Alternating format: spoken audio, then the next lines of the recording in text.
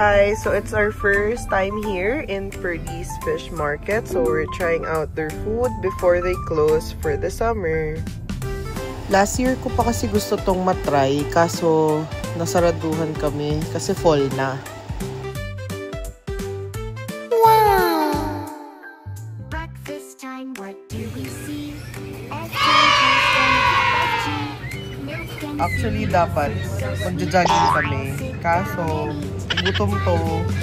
Gusto niya daw ng putin. So, I thought of this place kasi hindi pa namin na-try. It is good to relax here. Maganda yung view. Dalawang mo yung US, yung alon, relaxing. Salang babasa ka.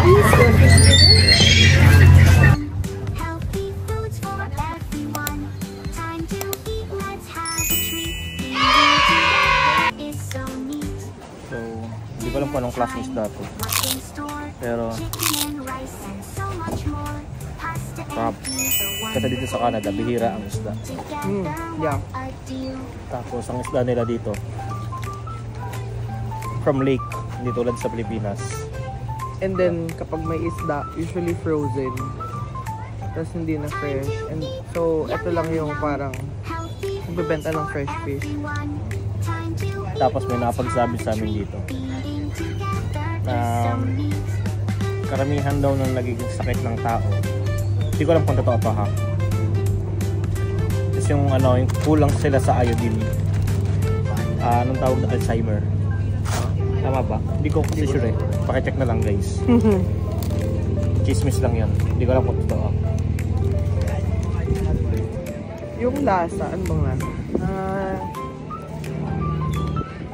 Typical fish. Typical fish. Pero masarap yung masarap siya pagka kinumbayin mo sa ketchup o kaya dito sa mustard. Ano ba to? Mayonnaise? Sure. Mayonnaise siguro. Yeah, masarap siya with ketchup. Custom. So, Fries. parang siyang white fish.